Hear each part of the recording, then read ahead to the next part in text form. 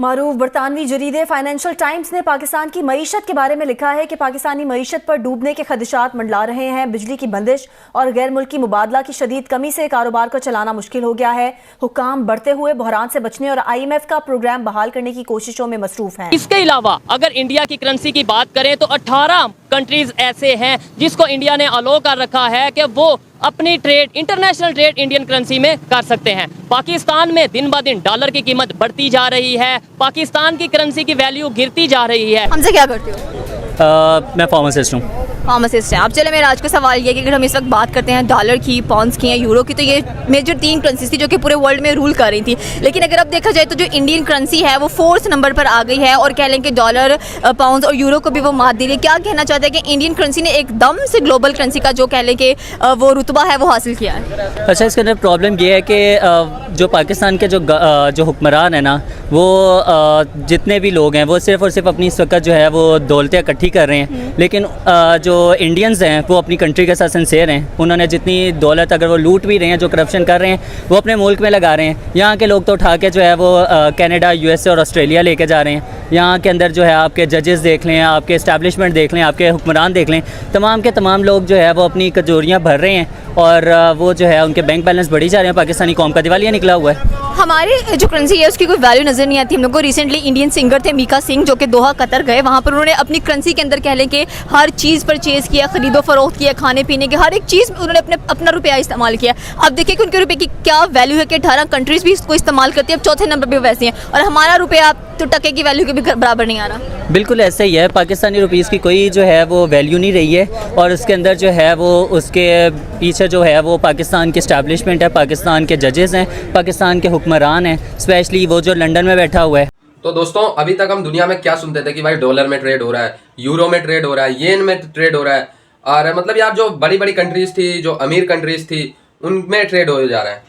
लेकिन भाई ये बात हमें मानना पड़ेगा कि जब से हमारी रिसेंट गवर्नमेंट आई है, मोदी गवर्नमेंट आई है, तब से यार इंडियन रुपीज़ की जो इज्जत है, जो वैल्यूज़ है, वो यार मतलब ज़मीन से आसमान पे पहुंच गई है। पहले हमारी रुपीज़ की वैल्यू भी पाकिस्तान के रुपीज़ जैसी थी कि यार बहुत गंदी नज़रों से देखा जाता था। लेकिन इस बार और ये 5-6 साल से अब इंडियन की जो रुपीज़ की वैल्यू है वो यार 4थे नंबर पे स्टैंड बाय कर रही है। और आप लोगों ने ये न्यूज़ भी सुना होगा कि यार मीका सिंह ने कतर में जाके इंडियन रुपीज़ में सामान खरीद लिया। मतलब यार इंडियन रुपीज़ की वैल्यू ये तक है कि यार नॉर्मल कैश के रूप में भी आप किसी भी कंट्रीज़ में दे सकते हो।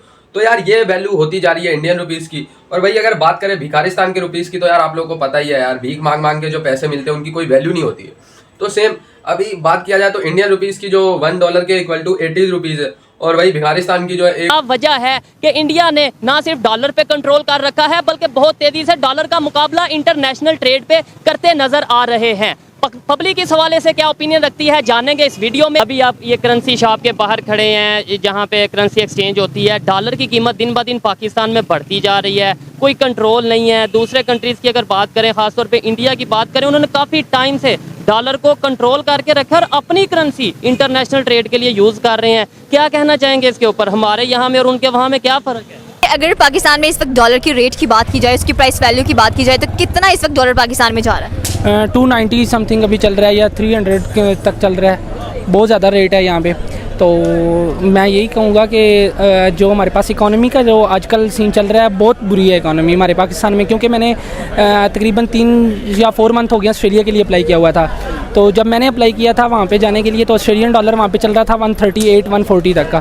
तो आजकल जो चल रहा है वहाँ पे 180 तक चल रहा है। ठीक है, तो उसकी वजह से मेरी जो फ़ीस थी वो उस वक्त MS के लिए मेरी फ़ीस चल रही थी मीन के 20-21 लाख, अभी जा रही है 30, 31, 35 तक जा रही है। तो इस वजह से अब हम बाहर जाने के काबिल भी नहीं है। यहाँ पे जो इकॉनमी चल रही है, खाने पीने का निज़ाम चल रहा है, बहुत मुश्किल से गुजारा हो रहा है। जो 1 या 1+ ले रहा है, 100 के प्लस, वो मुश्किल से गुजारा कर सकता है। इससे कम वाला तो बहुत मुश्किल है कि यहाँ पे जो है ना सर्वाइव कर सके आगे। सर मेरा नेक्स्ट सवाल ये कि अगर हम इस वक्त डॉलर की बात करते हैं, पाउंड्स की बात करते हैं, यूरो की बात करते हैं, वो 3 मेजर करेंसीज थी पूरी दुनिया के अंदर जो कि ट्रेड कर रही थी। लेकिन अब इंडियन करेंसी की बात की तो वो 4थे नंबर पर आ चुकी है एंड रिसेंटली 18 मुल्क भी उस करेंसी को इस्तेमाल करें। क्या वजूहत है कि इंडियन करेंसी एकदम से इतना बड़ा जंप लिया है?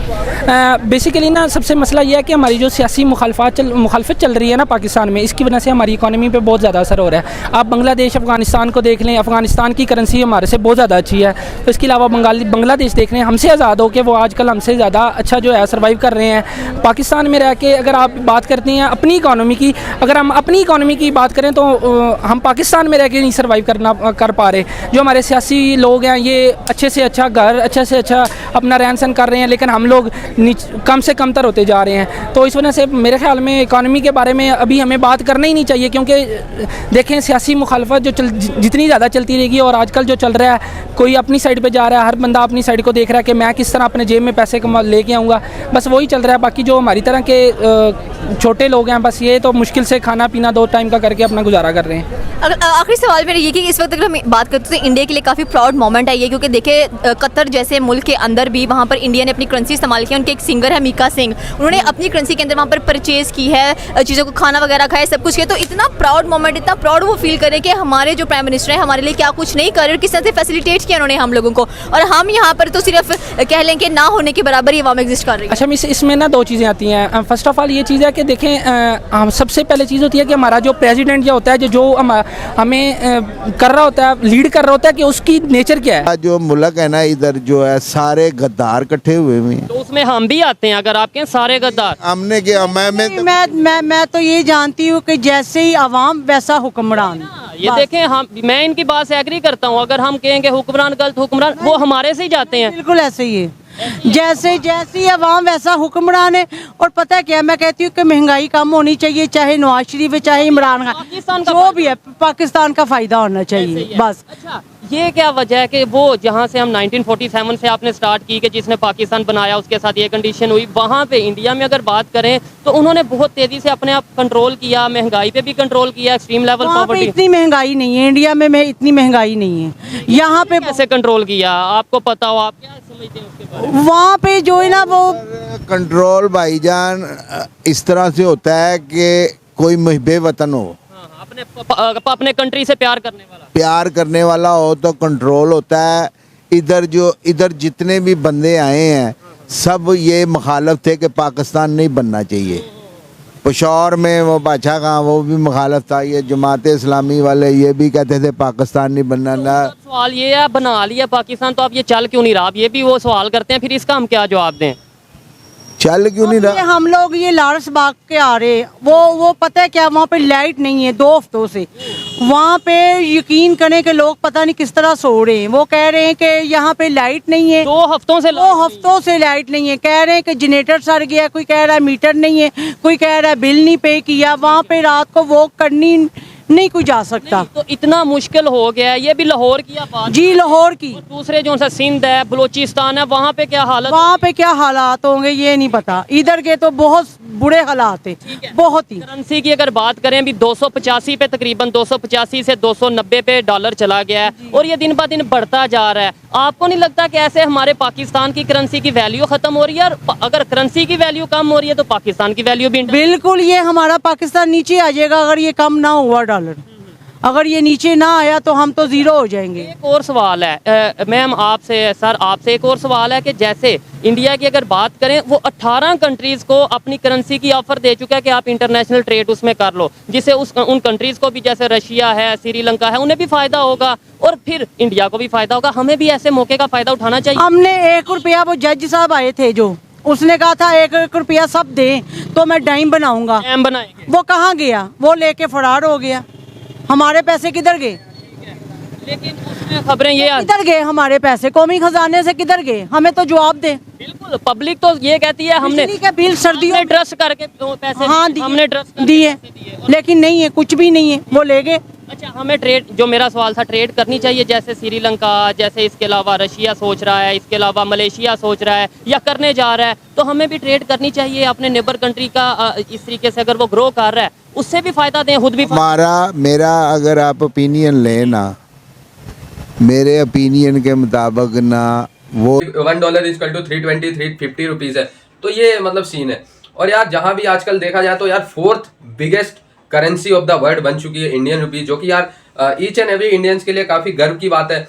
और मैं तो कहूँगा यार, अगर मोदी गवर्नमेंट रही या फिर इंडिया के लोग ऐसे ही सिंसियर रहे तो यार no doubt India second biggest currency भी बन जाएगी और फर्स्ट भी बन सकती है यार INR, क्योंकि जिस हिसाब से हमने ग्रोथ किया है, एक टाइम था 2015 और 14 में भाई हम लोग बिलो 50 करेंसी के नीचे भी स्टैंड बाय कर रहे थे, यानी 50वें से भी नीचे करेंसी थे और नाउ हम लोग चौथे नंबर पे स्टैंड बाय कर गए, यानी कितनी बड़ी बात है हमारे लिए। तो यार ऐसे ही करके अगर इंडिया के लोग अपने देश के लिए सिंसियर रहेंगे तो यार हम फर्स्ट पे भी जरूर आएंगे। यार अभी बात कर लेते हैं थोड़ा भिखारिस्तान की। तो यार जब उन्हें ये पता चला कि यार मीका सिंह ने कतर में इंडियन रुपीज में ट्रेड कर लिया और कतर जो कि मुस्लिम देश है, वहाँ भिखारिस्तान के पैसों की कोई इज्जत नहीं है, तो यार वो मतलब किलस के रह गए, मतलब कुछ बोल नहीं पाए, खून के आंसू मतलब आप लोग देख सकते हैं इस वीडियो में कैसे वो रो रहे हैं।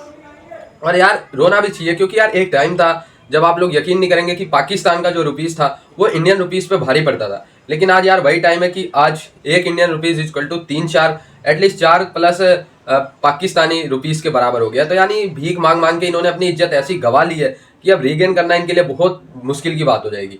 और यार इंडियन रुपीस ऐसे ही बढ़ता रहे, उसके हम लोग यही चाहते हैं कि यार इंडियन रुपीस बढ़ता रहे और इंडिया हमेशा तरक्की करता रहे। और यार भिखारिस्तान जो कि भीख के दम पे पलता है बढ़ता है, तो भाई भीख के लोग जो भिखारी होते हैं वो उनकी हालत क्या होती है आप लोग देखे ही होंगे भाई, रोड पे पड़े होते हैं कुत्तों की तरह, कभी कुत्तों से हाथ मिला रहे हैं तो कभी गंदे नाली के कीड़ों से। तो सेम सीन इस समय पाकिस्तान का है, मतलब पैसों के लिए अपनी कुछ भी खोल सकते हैं, ये ऐसा सीन है इनके पास। तो जुड़े रहे भाई न्यूज़ एनालिसिस पे ऐसी वीडियोस के लिए, तब तक के लिए धन्यवाद। जय हिंद, वंदे मातरम।